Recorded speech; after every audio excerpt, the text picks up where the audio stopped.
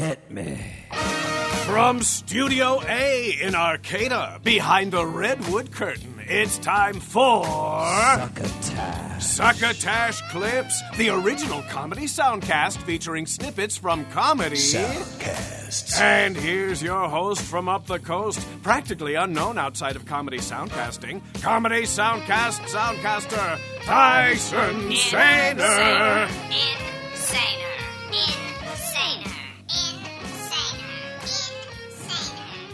Yep, Tyson Saner here with warm greetings and a friendly saluton to you, Soundcast lovers, listeners, people who are just curious about soundcasting, and people who are listening by accident.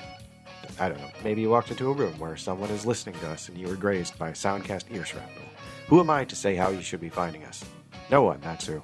Except I will say that if you do like comedy, soundcasts, and comedy soundcasts, you could take advantage of an extremely useful app called Laughable. It's an app that specializes in comedy soundcasts and soundcasts by comedians. Now, they've also recently expanded their content parameters and do not limit themselves to only comedy soundcast content. I personally appreciate that, as it is an ongoing goal I have to provide both types of content for Succotash, the comedy soundcast.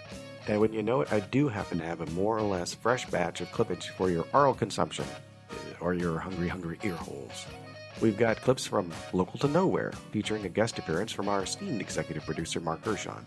I Shake My Head with Lisa and Sam, Swipe Left, The Ralph Report, Ari Shaffir's Skeptic Tank, and Tom Rhodes' Radio Smart Camp. We've also got a classic Henderson's Pants ad, and a double dose of Raging Moderate Will Durst's Burst of Durst segment. So let's get going. And leading the pack at number 1 is Local to Nowhere by Board Gourd Productions. Their own description of the Soundcast is a comedy podcast drawing on local news headlines to create narrative improv scenes. No City is Safe, hosted by Katie Lassiter and Ryan Fleming. This clip is from episode 4, called Alaska, from March 18, 2018, with special guest our very own executive producer Marc Hershon, who has graciously sent along a thorough description of what you can expect from the Soundcast. Produced in New Jersey, Local to Nowhere is, according to the show's home site, quote, an improvisational comedy podcast. We take local news headlines from a different state each episode and create short narrative scenes with our actor friends, unquote. Hosted by a pair of actors, Katie Lassiter and Ryan Fleming. They select a state each episode and read 3 odd, bizarre, or just plain weird news stories from that locale. They're also joined by one or more guests each installment. After sharing the news stories and then interviewing them, the guest is invited to choose one of the headlines, and then the assembled cast performs an improvisational scene, using the story as a springboard into some audio lunacy. And as you can tell by the name on the episode, the locale chosen was Alaska, and the scene involved a story about a boy on the outskirts of Anchorage who had a bear smash through the window of his bedroom. There's a link to this article below. Joe. All right, Marc. So what do you want to do in Alaska? Which of these headlines interest you? Oh, let's see. We've got the let's go with the bear in the bedroom. Bear in the bedroom? Right. Okay. Bear in the bedroom. Can't go wrong. So we're going to take a trip to South Anchorage. Mom, Dad, there's a bear in my room. A broken window, a dark figure beside the bed. Take us there. Mommy, do you hear that? Hear what? It sounds like, I don't know, like a little cannon. I don't know. I'm afraid to come out of the blankets. Can you come into my room? I mean, I like to just stand outside the door and listen, but if you insist, I'll come in. You're monocolling the boy. You're giving him too much. Just let him figure it out for himself. It's probably just one of his imaginary monsters under the bed. Oh. They weren't imaginary. You just couldn't see them. See, I mean, he might have second sight, Phil. We've talked about this. Second sight. Look, right. If you would just pick one lucky lottery ticket for me, I'd believe in this second sight of yours. Well, I don't really like going to that corner store that sells the lottery tickets. It just makes me feel uncomfortable to see all those fish with the eyes still in the head staring at me. I like to go and play with the varnished moose droppings there. Oh, yeah, you do like to do that, don't you? They're antiques. Oh gosh. Next time you're down there, remember to pick me up a gallon of those things. Oh, God, this family. Ugh, I don't know. Oh, God, it happened again. Did you hear it? All right, Phil, I'm going in. Oh? What do you see? Oh, my God. How do you not see that? I'm under the blankets. I don't want to look. You... Don't look. It's all right. Phil, you're going to have to get in here. All right, here I come. I'm going to grab my shotgun. Yeah, that's a good idea because I don't really know how else to deal with the fact that there's a fucking bear in his room. What? Don't worry about it. Don't worry about it, sweetie. I said there's a freaking bird. It's a bird. It's a very large bird. Well, All right, careful, boy. Careful, boy. That's Larry, my buddy from the bar. That's Larry. Hey, Phil. What's up? It's the Bear Festival. He's supposed to come in the door, Larry. Jeez. Oh, I'm sorry. Yeah, I saw the window and I figured Bear Festival. Scared the heck out of my fake son. Hey, I'm not fake. He's a real boy, Phil. We've talked about Just this. like the monsters under my bed. If he's not going to acknowledge me as his dad, then he's my fake son. I guess that's fair enough. Seems reasonable to me. Yeah. How you doing, Larry? Not great. I kind of gashed myself real good in the window there. Oh my God, that is horrifying. Yeah, a lot of blood. Oh my Glad to see the God. bear suit soaking up most of it, though. Yeah, that's Good good. thing I That's didn't good. rent, you know? We're going to need to plug that up with a little bit more, though. Hey, sweetie, Kyle, we're going to need to take one of your blankets away from you. I'm so sorry, but this guy is just bleeding out. Okay, take the moose one. I don't think you're supposed to have moose blankets. I feel like it's against the law. Well, is it okay if we mix the moose hair with the bear costume? Isn't that kind of like against some kind of Alaskan religion or something? Probably, but I won't tell if you won't. All right, my lips are sealed then because this cut needs to be covered. Oh my God. It's so Let me turn on the palm tree so we get a little more light in here. Oh, thank you. It's buzzing and it's full of life. Actually, why is it's moving a little bit? Does it always do that? Yeah, it always does that. Oh my God! That's a pigeon! Yeah. What, are there even pigeons in Alaska? How do they survive the cold? They stay in the palm tree. Well, oh my God. Well, that one just flew right out the window. That but was Derek. They have names. Well, Derek has a name. What, none of the other ones have names? They haven't earned them. Local to Nowhere drops every Monday and can be heard on SoundCloud, iTunes, Stitcher, Player FM, and many other distribution points scattered across the globe. You can also get it and more information on their hosts at their home site, http://localtonowhere.com. That's LOCALTONOWHERE.com, where you can even make contact with them if you're interested in being a guest on the show yourself. The show's Twitter account is @localtonowhere, where the hosts tweet individually as well. The hosts are @superskeptic, that is SUPERSKEPTIK, and @Kate Elassiter, which is K, the numeral 8, ELASSITER. Coming in second on our countdown tonight. Our second Soundcast clip offering tonight is from a show called I Shake My Head with Lisa and Sam. Now, this show has been on iTunes since April 5th of 2017, and the description reads, "In need of your weekly chuckle? Listen to I Shake My Head with Lisa and Sam. We are two 47-year-old friends who podcast from the car because that's where we have our best conversations. Let our humor be the least stressful part of your day." Now, this clip is from an episode called Yep, We Are Creeping Your Fridge. It was released March 9th, 2018, and the description of the episode is, Lisa and Sam enjoyed the, quote, what's in your fridge, unquote, pictures, and they reveal other podcasters' fridge personalities. The ladies chat about Sam's need for a longer vacation, Lisa's experience with a loud sniffer, and why dressing in the dark is hazardous to your health. Here's an excerpt from their discussion of those aforementioned what's in your fridge pictures. If we were to go to the pictures that were sent to us, and by the way, guys, thanks for sending pictures. Thanks for sending us some pictures. I was like, I couldn't believe it. You were sending me pictures. I'm like, oh my God, people have to send pictures. Send us pictures. So here's the funny thing, right? So we asked some people what's in their fridge. And that was really cool. That was really cool. And people told us what was in their fridge. And they took a picture. Yeah, they did. And it was kind of funny. It was super cool. And we looked at their fridge and we've analyzed it. One of us has analyzed it a little more than the other. Fine, you start then. No, I'm just saying. Don't be a bag. Okay, and also, it was fun. Also, we couldn't, as good Canadians that we are, we found it very hard to pick just one. Because we think everyone's a winner. We think everyone's a winner. Right? Did you know you were being judged on winning, whether you won or lost? Exactly. In our hearts, you're all winners. Right? We're just happy you turned out to play. Yeah. Right? And there was 9 of you. Yeah. It was really fun. That's like super cool. It was good. It was a good time. Okay, who do you want to start with? You tell me. Okay, let's start with Hyper Hype Girl. Hyper Hype Girl. Okay, it was a sad, sad picture you sent me. And it's kind of what got us thinking, right? because she sent a picture of her fridge and she texted it and said, "We're having mustard soup for supper." And I'm like, oh my God, that's hilarious. Because there was nothing in her fridge. No. Condiments only. Condiments only. Yeah. But I did... And she's somebody's mom. Yeah, she's a mom. She's a mom. Right? She's she's responsible for other people's well-being. I think right now there's just one other people at home other than her husband. But she's a mom and she's a wife. And she's a wife. Feed your people. Feed your people. So I did spy sausages and processed cheese. So she could have done mustard soup with some sausage and processed cheese. And some cut up little chunks of cheese. Yeah, she could have thrown it all in. Right? Okay. But hers is a neglectful fridge. It's neglectful. It is not a parental fridge. It is not a convenience chaser fridge. But do you want to know what's funny? Is I think that we secretly kind of shamed her without her even knowing. Because then she went to Costco that day and bought $700 worth of groceries. So I don't know where that fits in. That's just, and then that's like the crazy fridge. Oh my God. Yeah. $700. $700. I don't even know what that looks like. No, for groceries. The most I've ever spent, I'm pretty sure, is like $120 on groceries. Yeah. Because that's like, whoa, what have I just done? Crazy, but fun. How much fun would I have spending $700 on groceries? I will take every salad dressing, Alex, for $200. Right? Oh my God.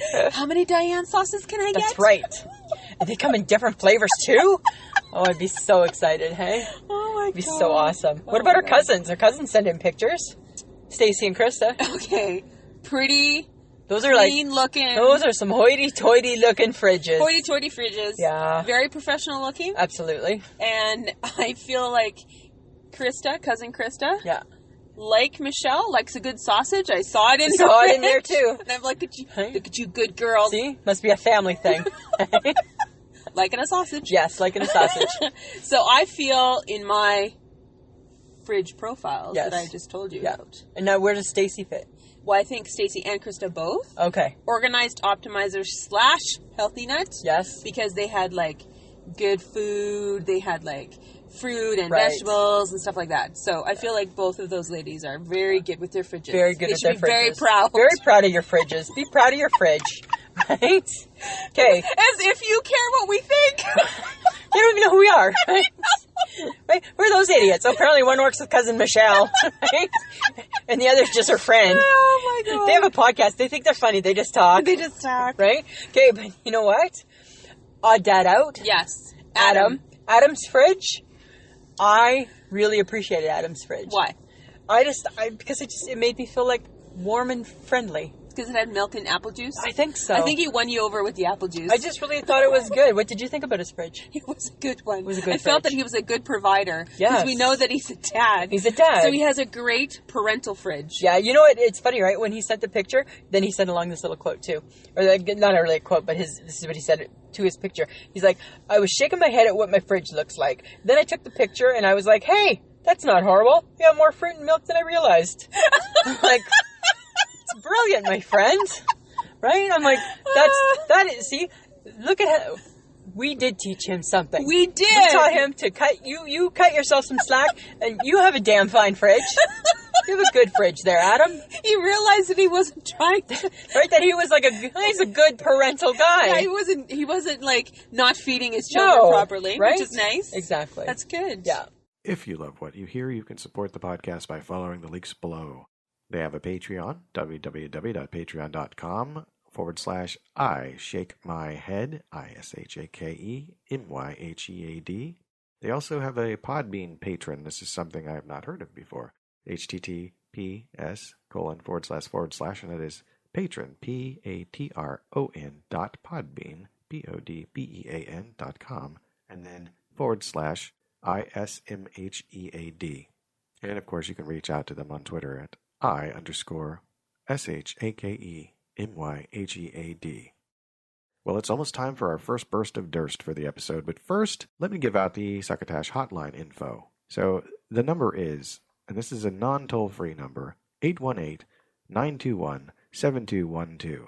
Yes, that's 818-921-7212, where you can leave a message for us. So as I look around, I've got a message on the Succotash hotline. Okay, let's play that. Let's see here. Hi, Jano, Madeleine.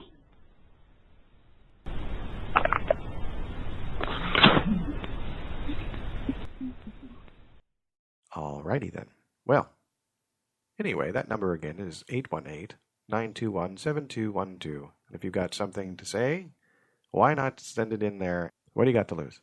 And by the way, if you are a Soundcaster and would like to submit your clip directly to us, you can upload your Soundcast clip directly to http://www.hightail.com/u/Succotash.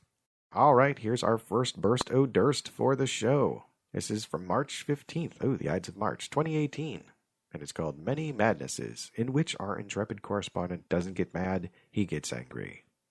Roll clip. Hey guys, Will Durst here with a few choice words about March Madness. Normally, it's a phrase associated with the wacky, zany antics surrounding the NCAA college basketball tournament. But this year, it doubles as a description of the equally nutty, loony goings-on around the White House.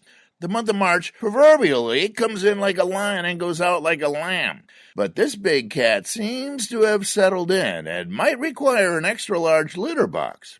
In just the first 2 weeks, Donald Trump has demonstrated all the dignity and grace of a drunken mountain lion with irritable bowel syndrome.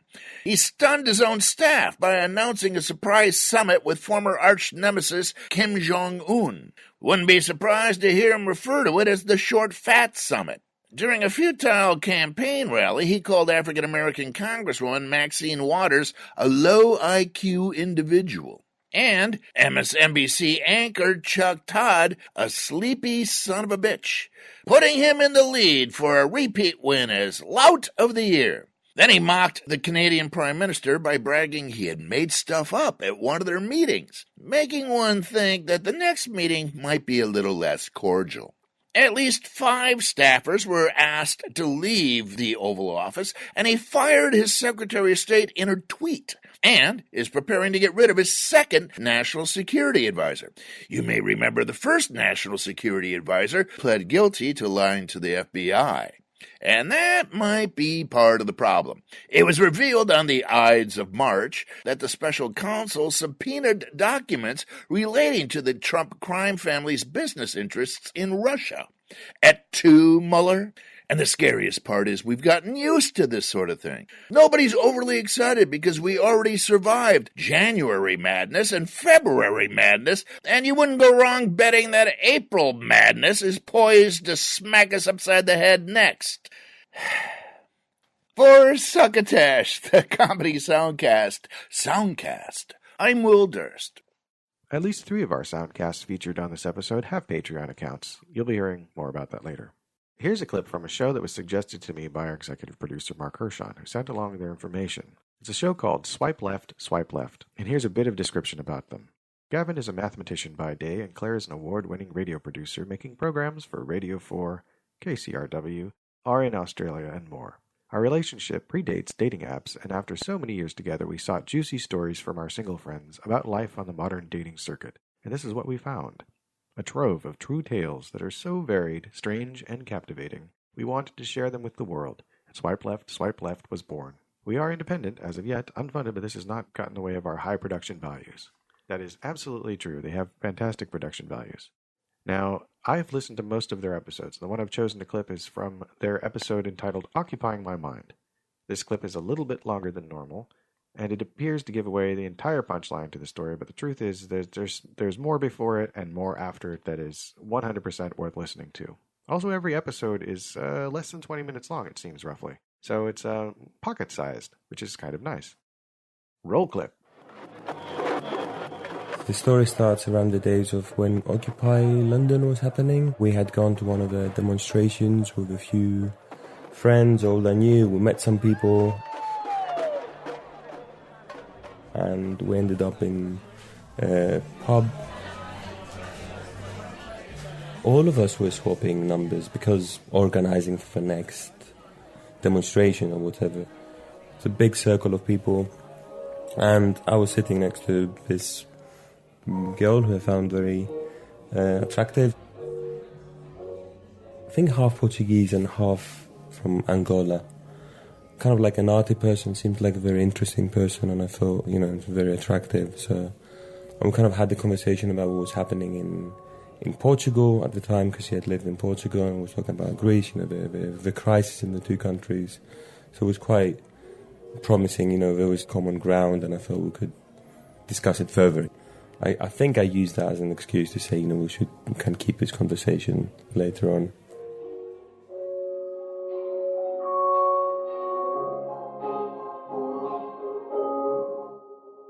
A few days after that, we started communicating, started swapping text. I think we had been swapping 2-3 texts a day. There was a lot of kisses flying around, and there was like, started with 1 X and build up to 2 eventually. We would deconstruct every single text of my roommate, and kind of like endless hours going through, you know, classic flirting phase where you discuss these strategies with a friend, right? You know, like, this is what I got, you know, this is what I'm thinking of sending, you know, this is what I sent her. Try and analyze, you know, my next move. Trying not to be too eager about it, but trying to push things nicely, trying to understand what she would mean and try to build it up. Because I'm very bad with, like, flirting, you know, openly. So it wouldn't be anything too explicit, but I would always think it would be going beyond the how was your day. Oh yeah, and it wasn't only the kisses that were matching, it was also the time, right? You know, you would just like send a text, get text back. You know, texts were coming in and it was getting more and more exciting. It was like, it was building up nicely. So I had been texting this girl for just around maybe a month and a half. I remember I was trying to look for some kind of excuse to meet her again, you know, quite shy. So I was like, with all this political upheaval, there's a political project that we're trying to set up. I want to talk to you about this. We should find the time. So I was talking about this with a friend who stayed with me, and another one, we're kind of like going through the text. He was like, yeah, you know, definitely, it's going well, you know, make a move, like ask her out. So I did eventually. So we arranged it all.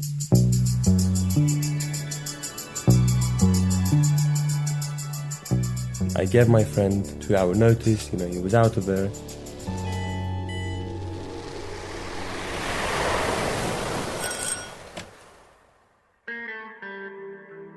And I went down there like, you know, super confident. I was like, okay, this is, you know, looking good, really happening, you know. Dressed smart, everything. Went out of the door and get to the bar, and it's like literally like a 5-minute walk less. And as I get into the bar, I get a text from this girl saying, I'm really sorry, you know, you won't believe what happened. I fell down the stairs, I hit my back. This was literally like, you know, we said we're going to meet at 9 p.m. and this was like 9:05. I was like, oh, what kind of crap is this? You know, so I called up my friend. He was already all the way out in Brighton. I was like, you know, sorry, dude, you know, false flag. You didn't have to go down to Brighton. After all, you can come back if you want. And he was like, I can't believe it. Like, what kind of lame excuse is that? What kind of trick is she up to? You know, what is she playing at? Anyway, you know, let it cool off a little bit. And after a few days, you know, picked it up again. I was like, you know, maybe we can rearrange it. We started chatting a little bit. And, you know, long story short, maybe a couple of weeks later, we rescheduled. I was kind of semi-pissed off. I was like, oh, she's playing with me, but at least it's rearranging, so it's not quite cool. It's probably some kind of like game, but maybe it's not completely over, you know, let's kind of like see what happens, you know. Same notice to the friend, you got your 2 hours, you get out of here, go back to Brighton.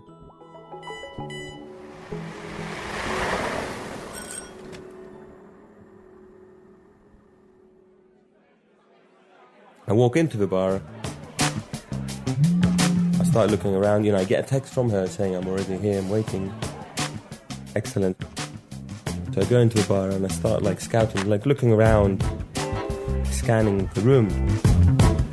As I do that, like I see this guy who I had actually met on the same day at that Occupy protest. It's like mid-50s probably. And he was waving at me. I was like, yeah, it's funny, like a weird coincidence, you know. He comes up to me and he's like, how you doing? Blah, blah, blah. He starts chatting. I'm like, good.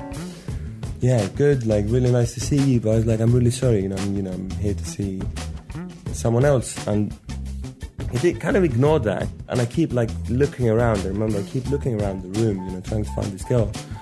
And he's talking to me and he's like, I'm really sorry about the other day, but, I fell down the stairs and I had, like, this really terrible accident.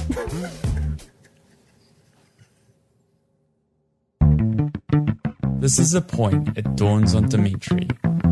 He's been flirting with this old guy via text for months. All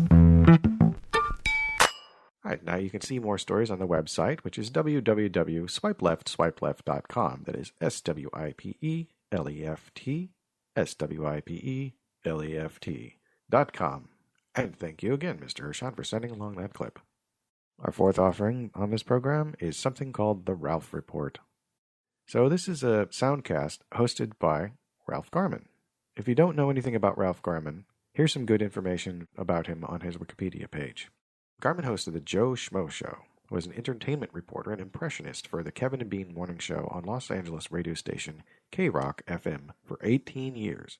He was hired to work on the show through Jimmy Kimmel, at the time the sports reporter on the show who had received a recommendation to hire him through former roommate Adam Carolla. He also hosts the Hollywood Babylon podcast with Kevin Smith on soundcast.com, where he utilizes various impressions in a series of ongoing segments that deliver news and satire centered around Hollywood, celebrities, and pop culture. Now, this is how Mr. Garman came into my sphere of awareness, as I was an avid listener of the many soundcasts under the banner of Kevin Smith's Smodcast internet radio station. Garman's last Kevin and Bean show was suddenly announced on November 30th of 2017, and on January 22nd, 2018, the Ralph Report had its premiere episode. Now, the show as a concept is described thusly. The Ralph Report with Ralph Garman is a daily show featuring news, pop cultures, and current events as filtered through the twisted mind of its host. The show features comedy segments, celebrity interviews, and TV and film reviews, along with Ralph's take on what's happening in the world. The clips I'm going to play for you has a description that reads as follows. It's the first episode of the Ralph Report. Let's talk NFL, Donald Trump, and a SAG Awards, with special guest Jimmy Kimmel. I couldn't have put it better myself. All right, let's get to one of my favorite segments of today's show, which is my sit-down interview with my buddy Jimmy Kimmel. He is my first celebrity guest here on the Ralph Report, and I couldn't think of a better guy to have as my first guest. You folks, by the way, were terrific. I put the call out to the 4-star generals out there in the Army and asked them to submit questions for Jimmy. I thought it might be a fun way to thank the 4-star generals for their support and let them ask questions of Jimmy. And I thought I'd get one or two questions that would be interesting or usable, but it turns out they were all terrific. So I decided this is how I'll do the celebrity interviews. I will ask for questions from the 4-star generals, and then you guys can interview these folks through me. So all week long, I will be playing highlights of my interview with Jimmy. And then at the end of the week, as bonus audio content, I will be releasing the entire hour-long sit-down, and it was terrific. In today's segment, Jimmy and I had a chance to talk about fatherhood, and that's what you'll hear here, which is great because a lot of guys aren't comfortable having that conversation, but we did just that. So here's the first of the highlights that we'll be playing all week of my interview with my good buddy, Jimmy Kimmel. It's a great honor to have as my very first guest on the Ralph Report, Jimmy Kimmel, after all these years. It is a great honor to be the first guest. You're right, it is, Jimmy. This is like when Bill Murray was on Letterman's show. Yep. Or Bill Murray was on Craig Kilborn's show. And we'll see how it goes. Who was your first guest on your show for this George one? Clooney. Clooney? Actually, Snoop Dogg was the first celebrity on the show. He was my co-host that week. Right. And then George Clooney was technically the first guest. Well, we've been friends for a long time, Jim. Yes. And I reached out to my listeners. You know, people are already signing up for the show before we even got started. And I said to them, submit one question you'd like to ask Jimmy Kimmel, because I figured I might run out. You know, when you know somebody pretty well, sometimes you don't know exactly what to ask them. It's much harder to ask questions of people you know well. Much. Yeah. So I thought I'd get a couple, and it turns out I got a shit ton of really good questions. So I'm just going to use their questions as jumping off points instead of my own. Okay. As part of my lifelong goal into getting other people to do my work for me, I'm going to have them ask the questions. Isn't that interesting, though, that why, and I'm not sure why it's the case, it's so much harder? I was thinking this week, like, what can I ask him? And I was like, I don't know, really. It's because I think it's because you're faking, pretending you don't know things that you do know. Or it's like something. acting. It's very strange. Yeah. And it feels awkward sometimes to ask somebody a question that I would ask a stranger that I would feel awkward asking you because you're a friend. It would be almost rude to ask, but I wouldn't mind asking. I think you someone found a didn't beautiful solution. All right, well, here we go. First of all, this is mine and everyone else's. I got a ton of these. Just how is Billy? Let's get that out. You're talking about Billy Joel? No, it would be He's your terrific. son. Have you seen him son, perform? Your son, Unbelievable. Billy. He's doing great. Everyone My son's is doing asking great. about him. Yes. In fact, last night we're trying to sleep train him, but I'm not helping. Because you're a big softie? Yeah, I'll just get up and I told Molly, she was in bed. It was like midnight. He was crying. I got up. I gave him a bottle. And I was sitting at the kitchen table debating whether or not to tell her. And I said, I gave Billy a bottle last night. She's like, what? She's like, we're trying to sleep train him. I was like, I know, but he was crying, so I gave him a bottle. I had to send my wife out of the house. I had to put her up in a hotel for 2 nights while I sleep trained the kid because she couldn't bear it. She could not resist going in there and taking care of the kid. Wow. Yeah, it's so like I had having to be the bad guy. It's like having a kidnappee or something. Yes. I want her to be the accomplice. So Heath from Brisbane, Australia wrote in asking about Billy. And he said, I'd love you to ask Jimmy if there are any life hacks or tips to being the best father to an infant child you can possibly be. I'm 33 years old in March. I'm going to be a dad for the first time. It seems men don't often talk about this sort of thing. Thanks, Heath in Brisbane. So any tips? Well, one is don't feed them in the middle of the night when your wife tells you not to. Sleep training is important. Sleep training is important. I think just being affectionate with the children is important, and I think that sometimes men kind of stand back and they aren't affectionate in the same way that women are. Well, that's our father's generation. You know, Yeah. I think we're better now at it. I think so, for sure. than But our some dads guys, were. though, I know guys who are kind of like, they don't change a diaper, or they're not really like, it's mostly just baseball and wrestling. And Right. I think you have to go beyond that. All right. This is our second clip to feature a Soundcast that has a Patreon account, and here's a little information from it. The Ralph Report is a new way of bringing you my take on the current events of the day. Newsmakers, heartbreakers, showbiz fakers, we'll talk about all of them here, together on the Ralph Report. I'll also be doing special In the Field reports, sitting down with some of my friends for interviews, doing some TV and movie reviews, and even making some fun video reports. The Ralph Report will be coming at you 5 days a week, Monday through Friday, on Patreon. Patreon is a platform that lets me connect directly with you, the fan, and give you all that you've loved about me on the airwaves. Plus, it gives me the opportunity to treat you to new exclusive stuff you won't be able to get anywhere else. Subscriptions for the Ralph Report come in several tiers, beginning at just $3 a month, and that's content 5 days a week. Be sure to take a look and see which one grabs you. And as always, a big thank you to you, the ever-loyal members of the Garmy, for your endless support. So you can go to https://theralphreport, TheRalphReport.com to find that link, and you can listen to the Monday editions on iTunes, SoundClouds, Player FM, and Podbay. And you can reach out to Mr. Garman on Twitter at Ralph Garman, RalphGarman. Hello, friends. Bill Haywatt here for Henderson's Massagepedic Trousers. You know, after a hard day of announcing here at Studio P, there's nothing I like more than to come home to a refreshing interlude with my Henderson's Massagepedic Trousers. Henderson's Massagepedic Trousers are perfect for men and women who, like me, have a job that requires spending long hours on your feet or on your knees. Henderson's Massagepedic Trousers gently massage and stimulate even those hard-to-reach places, providing comfort and release to thighs, calves, ankles, buttocks, and crotchal areas, even as you eat. If you're like me, after an hour or two with Henderson's Massagepedic Trousers, you'll be raring to go and ready for more. And when you start your day with Henderson's Massagepedic Trousers, you're always sure to end it with a happy ending. Henderson's Massagepedic Trousers, made with pride by the same fine folks who brought you the functional breakaway trousers and the ever-so-stylish turtleneck slacks. And they're made with the same fabric that covers official U.S. government restraining tables the world over. Henderson's Massagepedic Trousers, available online and wherever fine pantaloons are sold. And now, back to more of Succotash. In the number 5 position this show, Ari Shaffir's Skeptic Tank from the All Things Comedy Network. One of 2 soundcasts from the All Things Comedy Network on this episode. This clip is from number 295, Low School, with Adam Egit. Now, Adam Egit currently runs the Comedy Store, owned by Mitzi Shore. For those of you who don't know, the Comedy Store is a comedy club located in West Hollywood, California, at 8433 Sunset Boulevard on the Sunset Strip. I've enjoyed Mr. Egit playing sidekick to Norm Macdonald on his interview program, Norm Macdonald Live, on YouTube. Also, in any episode of Bert Kreischer's frequently clipped for Succotash Soundcast, Bertcast, whenever Mr. Egit's name comes up, it is always in glowing terms. This episode was released June 21st, 2017, and here's the description. Adam Egit met me at the Comedy Store to talk about Sea-Doo, the crazy bad kid school his parents shipped him off to because he was a spaz. It's amazing what people got away with 20-plus years ago. The amount of mistreatment and abuse and murder would never fly now. Sorry for the echoey sound. I didn't realize how hollow that room we recorded in would sound. Listen for the intro and outro for interesting American killers stories.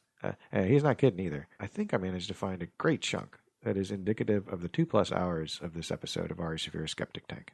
So I was like, oh, it's going to be this for 2.5 years? They were just like, we're getting you later? We're getting you I don't understand. They left you for how long there? No, that was it. That was after I said fuck you to my parents and they left. And then they were like, 2.5 years? It's 3 o'clock. And then you're just going to be there for years? For 2.5 years, yeah. You go through... Do you go home for the summers? Group. No. I went home twice What? for a week each. Yeah. Wow. 2 home visits. And then you can talk to your parents once a week, but you had to, after about 2 months. Fuck you might have gotten in the way of having a normal conversation. Yeah. But they would monitor the calls. Like, you couldn't tell them, like, what was happening up there. Was there any abuse that you saw? Like physical? Like, I think Sexual there were kids getting molested. There were? Yeah, there was definitely. And then I found out years later, counselors. I found out years later, no. there was a guy who worked up there while I was there. And they found out later, this was about 5 years ago, I read that this guy was a serial killer. And he killed like 4 kids there. He raped and killed them. He admitted to it because we were like, what? Kids would go missing every 2 or 3 months. I ran away. People would run away, and a lot of times, what would happen is a few days later they'd come back. Someone would find them and bring them back. Yeah. And they like hitchhiked down the mountain and made it to wherever they tried to get home or they tried to run away. But sometimes they never came back, and the teachers would be like, either they would tell us that their parents pulled them out. Or you just never heard from them again. And a lot of times the school was on it was on the side of a mountain. So we thought like you could either hitchhike and go down the road, but there was a chance that you would be seen and caught. So a lot of kids would escape down the backside. But it was dangerous. It was real steep. And so we thought a lot of kids that never came back, if we never heard about them, that they died. They went down the backside and just got lost or hurt and died. But it was this guy raping and throwing them off. He killed 3 or 4 of them. Did he chuck them off or did he stab them? No, he raped them and killed them and buried them. Wow. Yeah. It was fucking crazy. And he's like, who's going to find out for a while? Yeah, exactly. Because kids are running away all the time, so it was perfect. Do you know about the Orthodox Jewish killing? No. This kid, this Hasidic Jew. Yeah. Family in Brooklyn or something. Yeah. Like in a Jewish community. Sure, Hasidic like Crown community. Heights or something. Yeah, where they're like, nobody really drives in these streets on Saturday. Right. You know? They let their son walk to school for the first time by himself. They're like, you're old enough, you're 11 now, whatever the age, where it's like, we trust you, we showed you the route, we've walked with you 50 times. Sure. It's time for you to go by yourself. Yeah. And he went, and he got a little nervous and turned around. And he's like, oh, which way? Was it left or was it right here? And he didn't know. And he went, and he saw a familiar face, saw another Hasidic Jew. And he went up to him. He's like, hey, I'm lost. Can you tell me which way? And he went to like the one monster in the Hasidic Jewish community. And he was like, yeah, I'll help you. And he brought him home, and he chopped him up. Oh, my God. Yeah. And then the police were just like canvassing later. They couldn't find the kids. Like, we want to know if you've seen him or anything. They knocked on his door. Like, hey, we just want to know. It's like, oh yeah, come with me. And he just brought him to the freezer. He told on himself? I think he thought that they were there not to canvass, but to like say like, we know. He's like, yeah, come on, I'll show you. This kid was like, I know I can trust a fucking other Hasidic Jew. Oh my God, I never heard about this. When was this? Within 3 to 9 years ago. Oh my God. I mean, recent. Holy shit, I never heard about it. Did he kill anybody else? I think just the one, maybe more. I don't know. Wow. I got to do some research. Yeah, I got to fucking find out about this guy. In the outro. I'll talk about serial killers in the intro and outro. Holy shit. Okay, so forget that guy. But for you guys, because you didn't get molested, or no? Did you? Okay, no. I sound all disappointed. No, I was still fathom at the time. I don't think I was. Who would want to? Yeah, who wanted to touch this fucking guy? Fathom. I lost a lot of weight there, though. Yeah, because you had to run. That's why I ran away the first time. Because you had to do these 2.5 mile runs to prep for the wilderness trips. What were the wilderness trips? So one was 7 days in Joshua Tree, and one was 14 days in Joshua Tree. So you've been to Joshua Tree when you grew up? Well, just at the school, yeah. That was the only 2 times. 4 days in Joshua Tree and 7 days in Joshua Tree? 5 days and 14. To do what? 14 days in Joshua Tree? 14 days, yeah. In the what? Hike. In what time of year? Summer. So what would you do daytime? You'd hike. It wasn't in like the fucking 120 degree heat. It was like the end of summer, so it was like. But there was a couple days when it was so hot. There was one day we just had to dig a ditch. It was too hot and stay in the ditch. Yeah. You can find Ari Shaffir Skeptic Tank on iTunes, Podtail, and Player FM, and Laughable, I believe. Let's check that out. All right, let's see. Gotta go to my Laughable app. Booting up Laughable. Okay. All right, I'm going to go on Laughable and look for Ari Shaffir.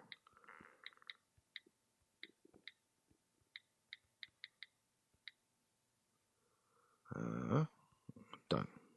Yes, Ari Shaffir Skeptic Tank is available on the Laughable app. Here's an interesting tidbit. So one of the reasons why I like the Laughable app is that it not only has information on the comedian or the artist, it also has, it mentions other soundcasts that they've been on. For example, Ari Shaffir has been on the Stephen Brody Stevens Festival of Friendship, which has been clipped on this program. The Duncan Trussell Family Hour, a couple of times, also clipped on this program. And let's see. Oh, well, there's Pete Holmes. You made it weird. And very nice. Okay. So you can visit his home site at www.arithegreat.com. That's ARITHEGREAT. So our last Soundcast clip offering for tonight is from one that I'm looking at right now on Laughable, and it is Tom Rhodes Radio's Smart Camp. And it's also on the All Things Comedy Network. The show has been on iTunes since March 16, 2011, and its iTunes description reads as follows. Tom Rhodes Radio Smart Camp is a festival of ideas, knowledge, stories, books, and adventures. I've been a comedian for more than 30 years. I travel the world doing comedy.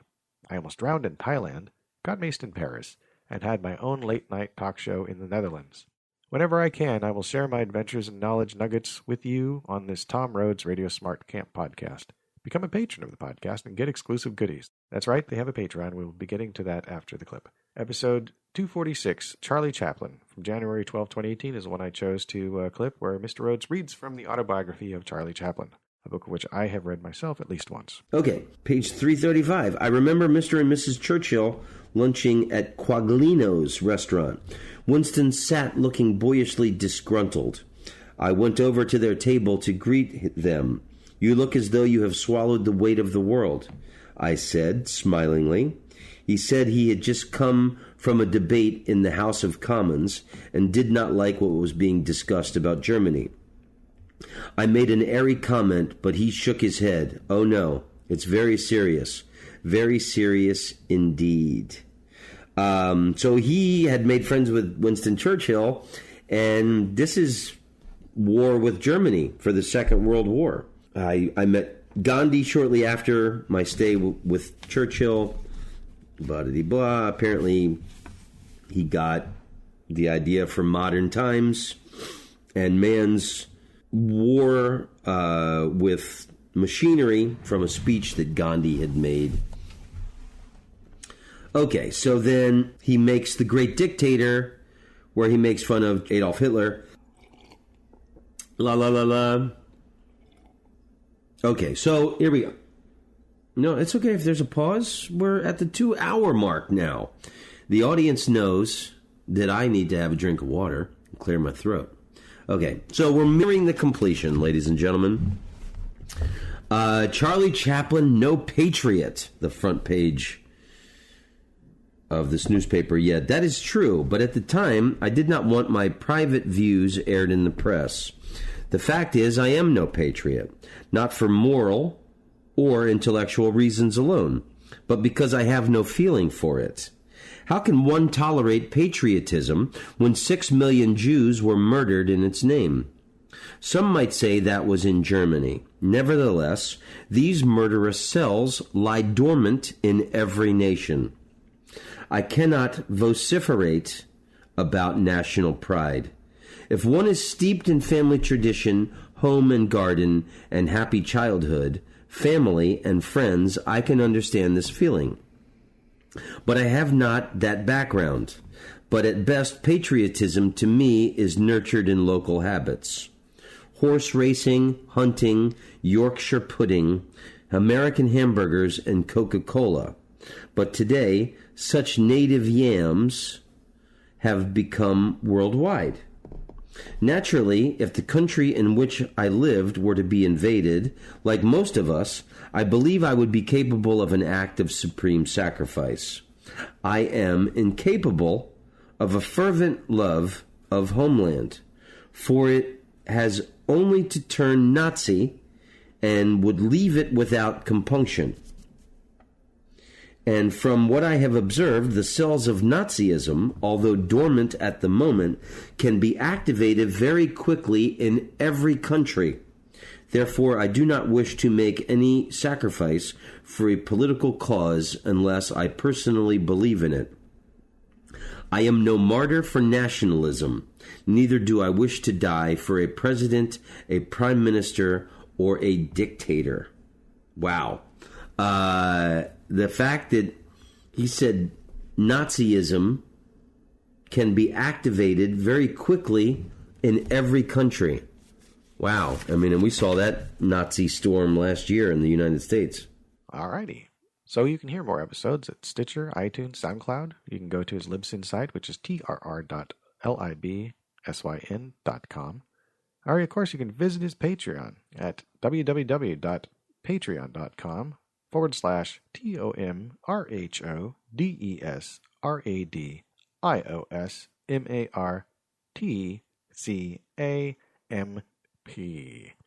Mr. Rhodes was very recently a guest on episode 441 of the Soundcast, Your Mom's House, which dropped March 27th, 2018.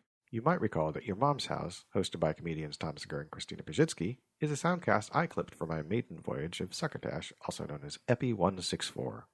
Well, it looks like we're closing it out today with our second Bursted Durst from March 23rd, 2018, called The Rites of Spring, in which our intrepid correspondent conflates and confuses a couple of spring traditions. Hey guys, Will Durst here with a few choice words about Easter, the most peculiar of the religious holidays. For instance, it's the only pink and lavender one. Also, no other holiday shares an obsession with hard-boiled eggs and chocolate bunnies and jelly beans and plastic grass. It traditionally falls on the Sunday after the first full moon following the vernal equinox.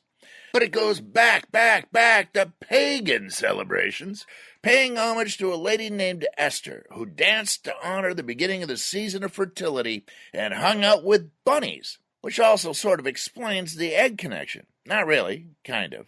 But for many of us, this spring festival is all about the resurrection, when Christ comes out of the cave, sees his shadow, and baseball season starts. Forget about your robins and your cherry blossoms and those spongy yellow marshmallow peeps that taste like how pussy willows look. It's the first crack of the bat in a regular season game that's the true harbinger that spring has sprung. Winter doesn't really expire until a clean white sphere with red stitches is thrown 60 feet and 6 inches in anger. Because when they say, wait till next year, this is what they're talking about. And every team is born anew with the theoretical chance to win it all, to beat the 29 other teams, to hoist a trophy and spray champagne into each other's eyes in a thoughtless waste of perfectly good sparkling wine. Everybody has a chance. Except the San Francisco Giants, who are on pace to be mathematically eliminated by the summer solstice. But until then, let us feast on hot dogs and drink incredibly expensive beer and raise our expectations to the rafters, along with our voices singing the hymn, Take Me Out to the Ball Game. Because this is that magical time when hope springs eternal. Play ball! For Succotash, the comedy Soundcast, I'm Will Durst. You can go to Facebook for Will Durst's fan page. You can go to willdurst.com for his dates and deets. And you can go to Twitter, at Will Durst, WILLDURST, if you want to keep up with him. Well, that about does it. Thank you for joining me this week. I appreciate your time. I appreciate your listening. I appreciate the devices that you use to listen to me on. I even appreciate that you might have an iPod that you still listen to Soundcasts on, and still call them podcasts. Perfect, fine. Really, you can call them whatever you want to. It's not an order, it's a suggestion. It's an idea. It's about the medium growing beyond the box that it started in. It's about Soundcasters not being Schrodinger's cats. Whatever that means. So until next time, be decent to each other, and please remember to pass the Succotash. You've been listening to Succotash Clips, the comedy Soundcast with your host, Tyson Saner. Brought to you by Henderson's Pants and... Imagine your company's name right here. Find us on the web at succotashshow.com, on iTunes, on Stitcher Smart Radio, on SoundCloud, on YouTube, on Dunder, on Blitzen, on iHeartRadio, and on the Laughable app. You can hear us streaming and like us on Facebook. Follow us on Twitter at Succotash Show. Email us at TysonSaner@succotashshow.com. Or call into the Succotash hotline at our toll call number, 818-921-7212. That number again is 818-921-7212. You can also upload clips from your favorite comedy Soundcasts directly to us by using our direct upload link at hightail.com/u/Succotash. Production of Succotash is overseen by Joe Paulino through the auspices of Studio P Sausalito, hosted by Tyson Saner. Our executive producer is Marc Hershon. Our musical director is Scott Carvey. Our booth assistant is Kenny Durges. Until next time, I'm your loyal booth announcer, Bill Haywatt, reminding you to please pass the Succotash. Goodbye.